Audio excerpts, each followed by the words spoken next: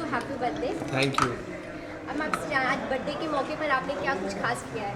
Birthday के मौके पर सबसे ज़्यादा खास मेरे लिए मुझे आज राष्ट्रवादी की पदवी मिली है, जिसे कहते हैं वाइस प्रेसिडेंट उपाध्यक्ष, और मैं पूरे मुंबई का यूथ का वाइस प्रेसिडेंट बना हूँ। तो मैं सबसे पहले तो मेरे आदरणीय माननीय श्री शरद चंद्र पवार जी को धन्यवाद देना चाहूँगा।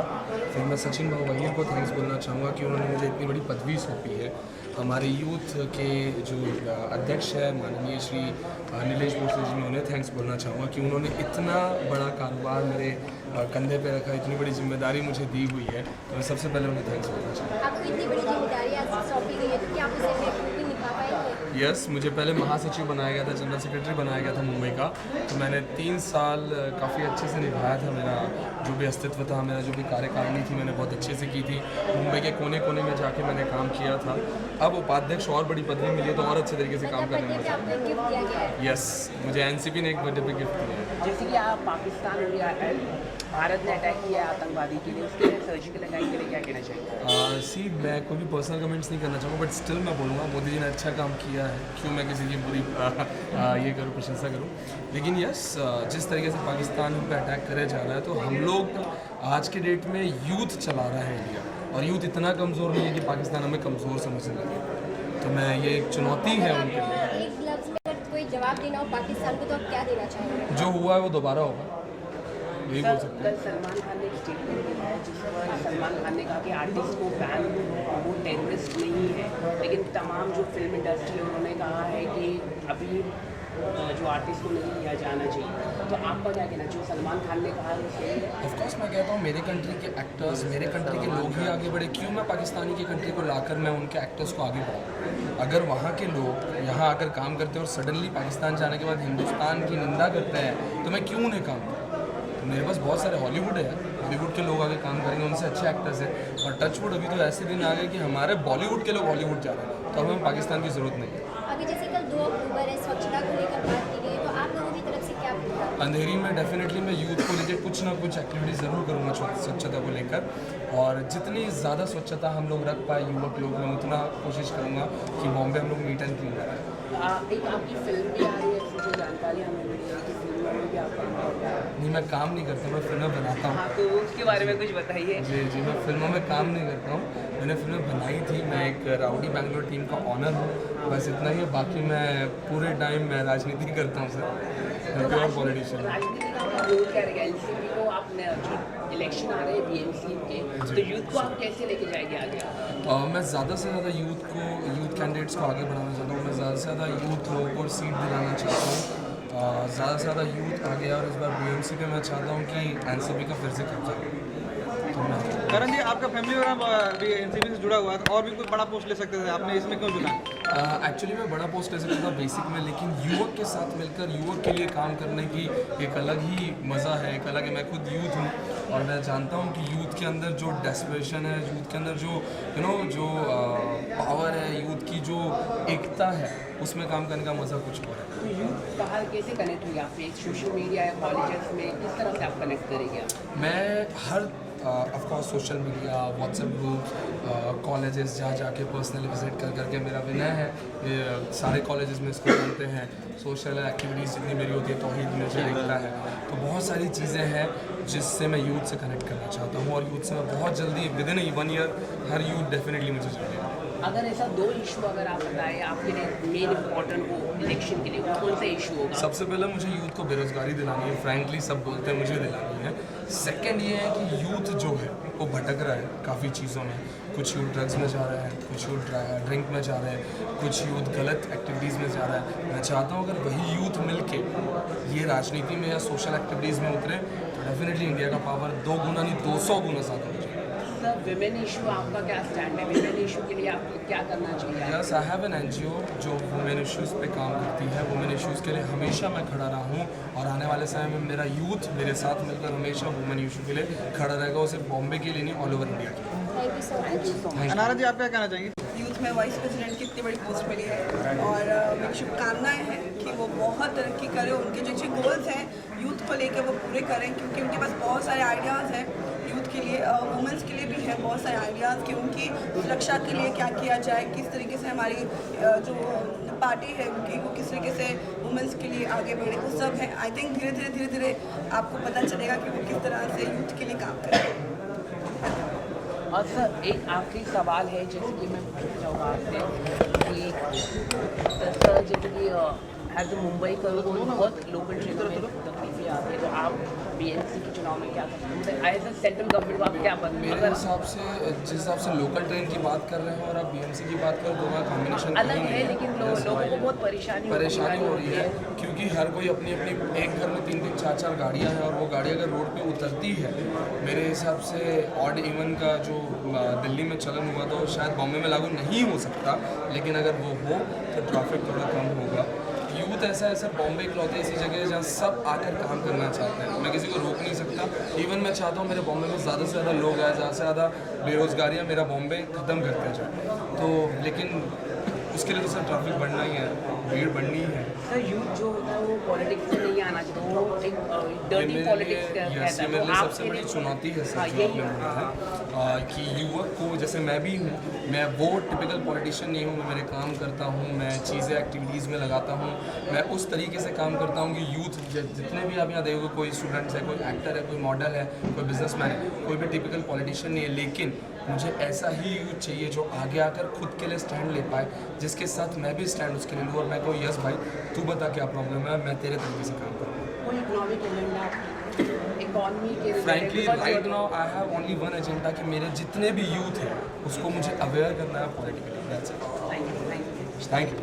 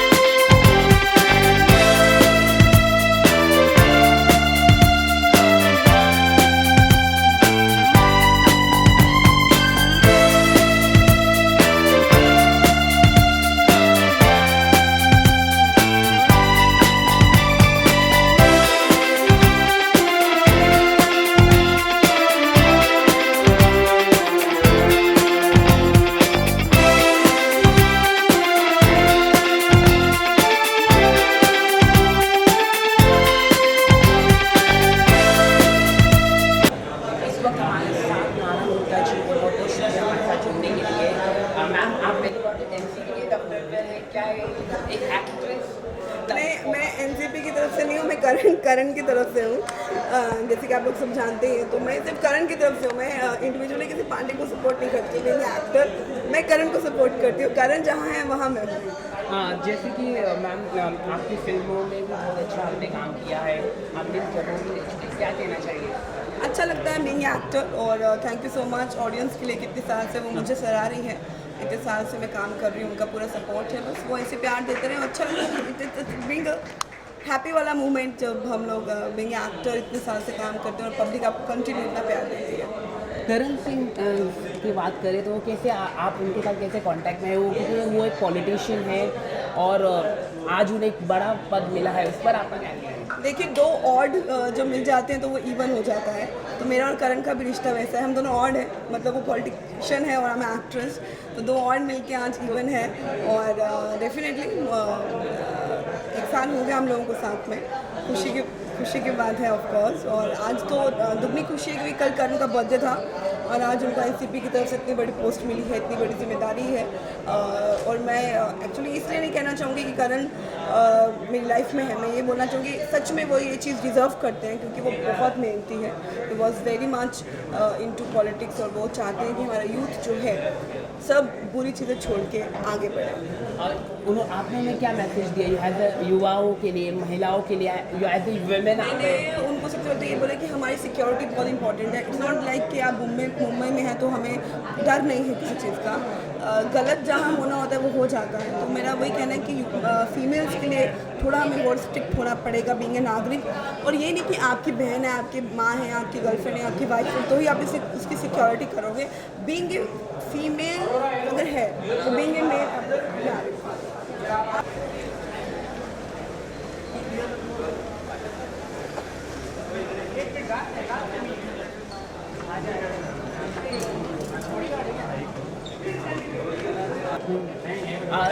स्वच्छता का दिन है, क्या मैसेज देना चाहिए आप? डेफिनेटली मैं चाहूँगी कि घर से शुरू होती है स्वच्छता, तो अपना घर साफ रखिए, फिर अपना मोहल्ला साफ रखिए, फिर अपनी सोसाइटी साफ रखिए। धीरे धीरे अगर हम लोग ये करना चाहेंगे तो आई थिंक सब लोग अगर ये सब करेंगे तो ऑटोमेटिकली स्वच्छता फैलेगी ही फैलेगी। तो awareness begins from your home, पहले घर पे ये सब चीज़ें होना बहुत उड़ी का जो आतंकी हुआ था जिस पर हमारे देश ने देश के लगाई है, इस पर आप क्या कहना चाहेंगे? बहुत दुख की बात है, बहुत दुख की बात है। और बीइंग भारतीय नागरिक मुझे बहुत तकलीफ़ हुई कि हमारे इतने सैनिक जो है शहीद हुए हैं, 18 सैनिक शहीद हो गए और कितने सिविलियन जो हैं वो इसमें मर गए और कितने इंजर्ड हो गए। तो ये सब नहीं होना चाहिए। 2 कंट्रीज़ की वॉर में बहुत नुकसान होगा। और वॉर किस चीज़ का, वॉर किसी भी चीज़ का सोल्यूशन वॉर नहीं है। कोई भी चीज़ है, सरकार बैठी है, 2 अलग अलग सरकारें हैं, बैठ के डिस्कशन करें, ये सब नहीं होना चाहिए। पर्सनली बीइंग भारतीय नागरिक नहीं बोलूँगी, बीइंग ह्यूमन बीइंग बोलूँगी कि ये सब चीज़ें जो है ये नहीं होनी चाहिए। फिल्म इंडस्ट्री ने पाकिस्तान एक्टर को बैन करने की मांग की है और एक कर दिया है, लेकिन सलमान खान ने कहा है कि आर्टिस्ट अलग होता है और टेररिस्ट अलग होता है, वो वीज़ा से आते हैं। आप क्या? सलमान खान जी ने जो बोला है कि आर्टिस्ट अलग होता है, डेफिनेटली आर्टिस्ट अलग होता है और वो जज्बाती हैं, क्योंकि एक्टर्स जो होते हैं इमोशनल होते हैं, इसलिए वो जज्बात में ये चीज़ बोलते हैं। लेकिन उनको ये नहीं पता कि वही एक्टर जब पाकिस्तान वापस पहुंचता है और किस तरीके का कमेंट पास करता है हिंदुस्तान को लेकर, जैसे कि मैंने सुना फवाद खान ने क्या बोला, तो ये बहुत गलत बात है। जिस हिंदुस्तान ने आपको इतना नेम फेम दिया है उसको आप इस तरीके से बोलेंगे, मतलब वापस जाते आप अपना रंग दिखा देंगे। तो मुझे ये चीज़ अच्छी नहीं लगी उनकी कि आप एक्टर हो, आपको इन सब से क्या लेना देना है। तो बीइंग एक्टर ने बहुत गलत चीज़ कर दी है बोल के। तो जो हमारे लोग जो इंडस्ट्री कर रही है उनको बैन कर रही है, ठीक कर रही है। अगर वो ऐसा ही अपने हमारी कंट्री के लिए ऐसा बोलेंगे तो हम तो किसी को बर्दाश्त नहीं करेंगे, चाहे वो पाकिस्तानी हो चाहे कोई भी देश का हो। आखिरी सवाल, आज नवरात्रि के दिन है, एक अच्छा दिन है, इस पर आप क्या कहना चाहिए? देखिए, आज नवरात्रि का दिन है, पहला दिन है दुर्गा जी का और करण को इतनी बड़ी पोस्ट मिली है, उनकी लाइफ में इतनी बड़ी खुशी आई है। तो मुझे बहुत खुशी है कि हमारी लाइफ में अच्छी चीज़ शुरू हो गई है। माता का इतना आशीर्वाद है। बस मैं चाहूँगी कि 9 दिन वो ऐसे अपना आशीर्वाद किसी चीज़ से हमें देती रहे और उनका आशीर्वाद सदा हमारे पे बना रहे, मुझ पे नहीं, हमारे पूरे देशवासियों पे बना रहे। एक आखिरी बार, शादी कब तक हो सकती है आपकी? करण और मेरी शादी भी है, साल जाएगा, हम लोग अभी वर्किंग, हाँ वो सब चीज़ें, इसीलिए तो मैं इतना इजीली घूम रही हूँ कहीं भी करण के साथ। बहुत जल्दी हम लोग नेक्स्ट ईयर में भी ये आपके फैन को अच्छी खबर हम दे रहे हैं। अच्छी है, डेफिनेटली अच्छी खबर हम दूंगी मैं। Maybe next year will be planning to get married. Thank you ma'am. Thank you so much. Thank you. किया गया है भारत में, उस पर आपका? इसमें इसके पहले ही राष्ट्रवादी कांग्रेस पार्टी की तरफ से हमने सभी जवानों का अभिनंदन किया है। ये बहुत पहले हुआ होता तो आज इनकी इतनी मजल नहीं होती थी, लेकिन देर ही सही दुरुस्त सही जो काम किया गया और केंद्र सरकार और विशेष तौर के ऊपर जवानों का भी हम दिली तौर से अभिनंदन करते हैं। सर, कल सलमान खान ने एक बयान दिया है जिस पर पाकिस्तान एक्टर का उन्होंने समर्थन किया है। मुझे ऐसा लगता है कि जो स्टार्स लोगों ने ऐसे सेंसिटिव चीज़ों में अगर अपना खुद का भी बयान अगर हो, कब देना चाहिए, कहाँ देना चाहिए, इसकी थोड़ा तो भी हेजिस्टेशन उनमें रहना चाहिए। मुझे पता नहीं कि उन्होंने क्या एंगल से कहा है। हालांकि उनकी कुछ बातें जरूर स्टार के अगर हम कंपेयर करें तो लगे, लेकिन जिस तरह से देश का माहौल और जो लोग और जिस तरह से हमारे लोगों को मारा गया और मारा जाने की साजिश करी जा रही है, ऐसे वक्त में ऊपर किसी का भी समर्थन करना ही गलत है। Thank you.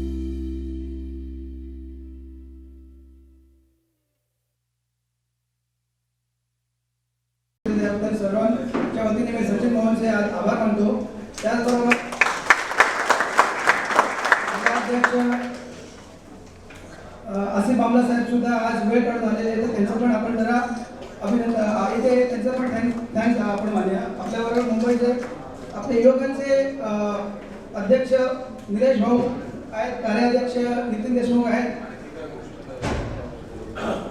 आणि आता आपण पद वाटण्याचा हा कार्यक्रम घेतलेला आहे, तर आपण आता पद वाटून घेऊया.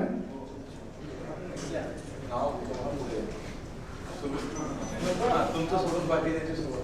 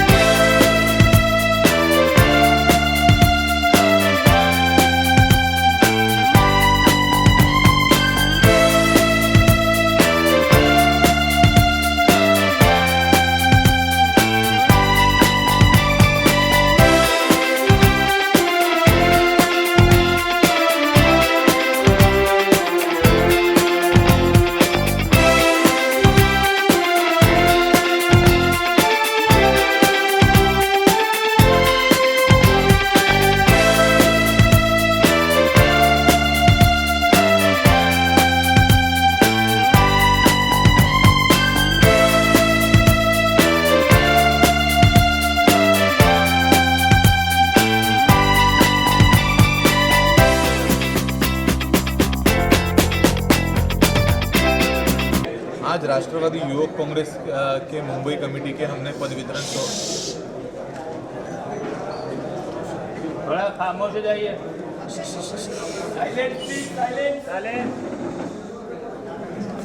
नाम के साथ बताऊं. आपका नाम पहला बोलिए और then you shall. मैं एडवोकेट नीलेश भोसले, राष्ट्रवादी युवक कांग्रेस का मुंबई अध्यक्ष. मेरी नियुक्ति होने के बाद में बहुत सालों से जो पेंडिंग एक प्रोसीजर चल रहा था राष्ट्रवादी युवक कांग्रेस में, उसमें हमने आज पूरे मुंबई से 20 अच्छे नए चेहरों को पार्टी में एक बड़ी जिम्मेदारी का देने का काम किया है. उसमें 6 उपाध्यक्ष है, 6 जनरल सेक्रेटरी है, 6 सेक्रेटरी है, कुछ ओएस है. ऐसे मिला के एक नई 20 लोग की टीम हम लोग ने नई तैयार की है. राष्ट्रवादी युवक कांग्रेस आने वाले समय में 2017 के बीएमसी के चुनाव के लिए पूरे जोरों शोरों से तैयारी में उतर गई है. राष्ट्रवादी युवक कांग्रेस का कुछ अच्छे विचारों में संकल्प है कि बृहन्मुंबई महानगर पालिका म्यूनसिपल कॉरपोरेशन की तरफ से युवाओं में एक अच्छा मैसेज जाना चाहिए. युवाओं की जो समस्या है, फिर वो गार्डन्स की समस्या रहेगी, वो उनको पार्क्स की समस्या रहेगी, ग्राउंड्स की समस्या रहेगी. ऐसे अलग अलग समस्याओं के सामने उनको ताकत से खड़ा होना है और युवाओं के लिए ज़्यादा से ज़्यादा अधिक मात्रा में काम करके राष्ट्रवादी युवक कांग्रेस में युवाओं के अच्छे कामों के तौर पर हम पार्टी से सीट की डिमांड भी की है. और आने वाले समय में राष्ट्रवादी युवक कांग्रेस 2017 के इलेक्शन में युवा चेहरे को संधि देके, उनको मौका देके अपने गले छाप छोड़ना चाहते हैं. सर, आपने क्या क्राइटेरिया रखा जो युवाओं को अपने यहाँ पे सिलेक्शन करना? किसी भी पॉलिटिकल पार्टी के लिए ये बहुत मुश्किल होता है कि क्या क्राइटेरिया रखा. लेकिन फिर भी हमारा एज क्राइटेरिया है, एलिजिबिलिटी क्राइटेरिया ऐसा है कि वो एज में 35 के अंडर हो, किसी क्रिमिनल केस में कन्विक्टेड ना हो और एक ही समय पे 2 पॉलिटिकल पार्टीज़ की वो मेंबरशिप ना रखता हो. इसी के साथ में हमने ये, अगर आप नई कमेटी देख रहे होगे तो 20 लोगों के नाम में हमने 6 एडवोकेट्स, उसके बाद में 3 डॉक्टर्स, 5 सिविल इंजीनियर्स हैं, 2 मैकेनिकल इंजीनियर्स हैं. ऐसे एक अच्छी पढ़ी लिखी टीम के साथ में जो युवाओं के साथ में लोग ग्रास रूट लेवल पे काम करते हैं, एक अच्छी ऐसी टीम मिली जुली कॉस्मोपोलिटियन सभी कम्युनल बैलेंस, एक कम्युनिटी का बैलेंस तैयार करके हम लोग ने एक नई टीम देने का काम किया. सर, जो एक युवा नेता है जो करण सिंह है, उसको आपने क्या चूज करके लिया? क्योंकि he is a very good candidate. How you selected him? Rashtrawadi Yuvak Congress के लिए हमारे लिए हर बंदा इम्पोर्टेंट है. लेकिन जिस प्रकार से आप देखते हो तो अंधेरी वर्सोवा लिंक रोड एरिया में एजुकेटेड क्लास का एक बहुत बड़ा कंपोनेंट रहता है जो फिल्म इंडस्ट्री के साथ में अटैच रहता है. हम उस माध्यम से करण सिंह जी को प्लॉट करना चाहते हैं कि मुंबई में जो एजुकेटेड क्लास है या जो एलाइड क्लास है, जो रास्ते पे पॉलिटिक्स नहीं करना चाहता लेकिन पॉलिटिकल विचारों से बहुत अच्छा संबंध रखता है, उनको देश की, उनको मुंबई की, उनको महाराष्ट्र की चिंता है, ऐसे युवाओं को हमने आकर्षित करने के लिए करण जी को उपाध्यक्ष पद की जिम्मेदारी दी.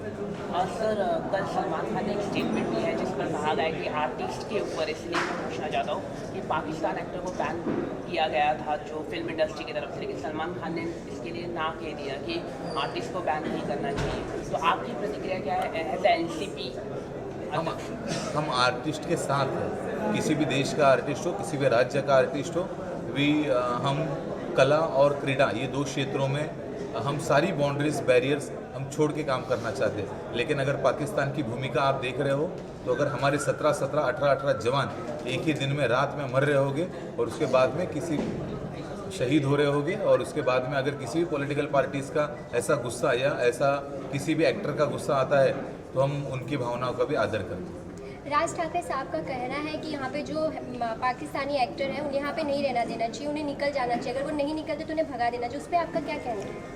भारत के भी कई सारे एक्टर्स हैं जो भारत के बाहर के देशों में काम करते हैं। यदि हम हर किसी को अलग अलग देशों से बाहर निकलने का काम करते रहे तो मुझे लगता है ये थोड़ी सी मुश्किल का काम हो सकता है। हाँ, लेकिन हम उनके भावना के साथ आदर करते हैं कि अगर हमारे देश के 18 बच्चे एक ही दिन शहीद हुए हैं और उसका गुस्सा उनके चेहरे पे आ रहा है तो उस बात का हम आदर करते हैं। अपने जो सैनिक है वो वहाँ पे जाके 50 लोगों आतंकवादियों को गिरा के आए, मार के आए हैं, तो लोग मोदी को अलग अलग प्रकार से मोदी जी को बधाइयाँ दे रहे हैं, तो आपके प्रकार से आपकी तरफ से कैसी बधाई दी गई उनको? सर्जिकल ऑपरेशन है, सर्जिकल ऑपरेशन का फर्स्ट टाइम आर्मी कर रही है, ऐसा कुछ लगता नहीं है। लेकिन 17 जवान शहीद होने के बाद में अगर मोदी जी ने अच्छा कदम उठाया है तो इट्स गुड फॉर कंट्री। आप अपने सैनिकों को कुछ सैल्यूट देना चाहेंगे, इतना अगर वो काम कर रहे हैं, इतना देश के लिए कुछ कर रहे हैं? भारत के सैनिक को आज के दिन सैल्यूट देने की ज़रूरत नहीं, भारत के सैनिक को 365 दिन सैल्यूट देना चाहिए।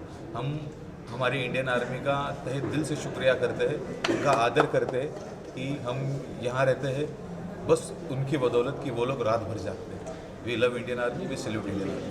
Thank you sir.